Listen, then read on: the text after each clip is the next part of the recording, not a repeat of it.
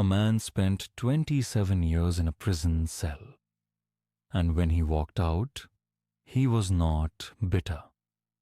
He was not broken.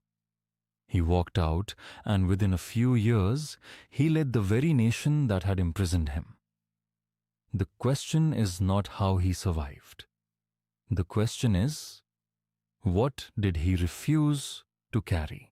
The Bhagavad Gita speaks of a quality the ancient teachers called equanimity. Not the absence of feeling, but the refusal to be ruled by it.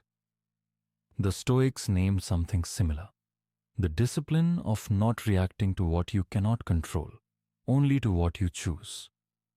Buddhism calls it the second arrow. The first arrow is the wound. The second arrow is the anger you throw at yourself for being wounded. One is unavoidable. The other is always a choice. Nelson Mandela sat in a cell on Robben Island for 27 years. The guards were often cruel. The conditions were harsh. The stone walls were real. And yet, those who knew him said he treated the guards with a kind of quiet dignity, the same dignity he extended to everyone. Not because he had no anger. He said himself that anger lived inside him.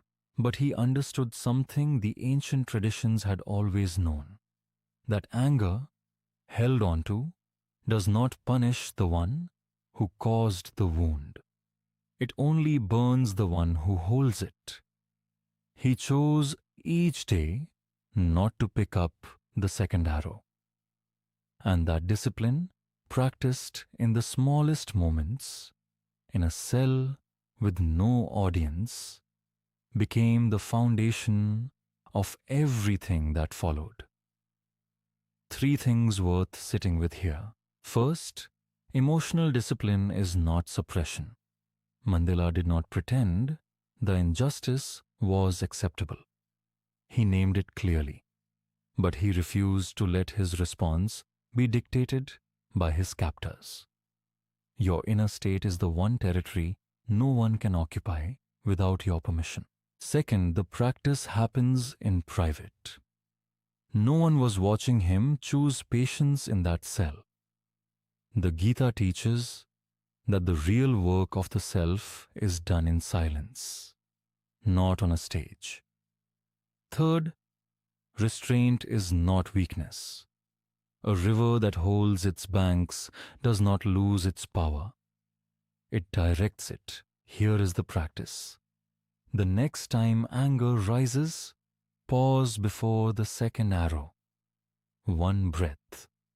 Ask, is this reaction mine or is it theirs? You do not have to answer immediately. The pause itself is the practice. Over time, the pause becomes a space. And in that space, you find you have a choice.